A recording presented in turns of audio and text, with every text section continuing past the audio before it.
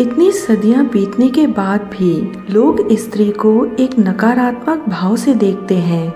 यह कथा महात्मा बुद्ध और एक स्त्री के बारे में है जिसे लोग चरित्रहीन समझकर बुरी नजरों से देखते थे। यह कथा सुनने के बाद आप लोगों को समझ आ जाएगा कैसे गौतम बुद्ध ने गांव वालों के मन को बदला।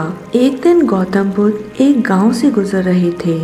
उसी समय एक स्त्री उनके पास आई और बोली, आप तो एक राजकुमार जैसे दिखते हो, फिर भी आपने सन्यासी का जीवन क्यों चुना?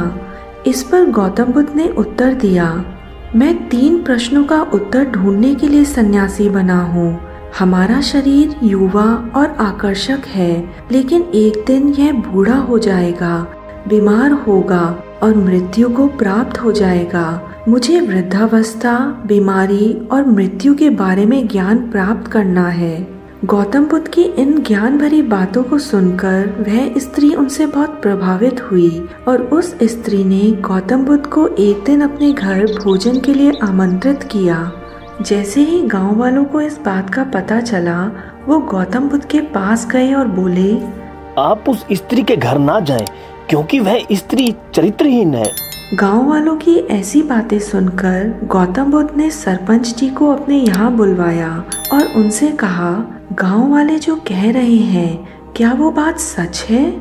सरपंच जी ने गांव वालों के साथ सहमति जताई। तब गौतम बुद्ध ने सरपंच जी का एक हाथ पकड़ लिया और कहा, अब ताली बजा के दिखाओ। यह बात सुनकर सरपंच जी बोले, यह कैसे हो सकता है? एक हाथ से ताली कैसे बज सकती है? जिस प्रकार एक हाथ से ताली नहीं बज सकती, उसी प्रकार कोई भी स्त्री अकेले चरित्रहीन कैसे हो सकती है? अगर इस गांव के पुरुष भी चरित्रहीन नहीं होते तो वह स्त्री भी चरित्रहीन नहीं होती। गौतम बुद्ध की बातों को सुनकर गांव के लोगों का सिर शर्मिंदगी से नीचे झुक गया।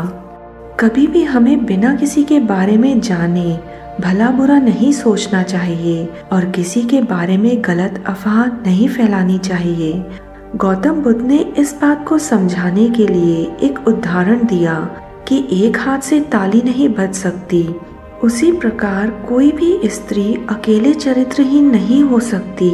एक स्त्री को चरित्रहीन बनाने में हमारे समाज के लोग भी बराबरी के जिम्मेदार होते हैं।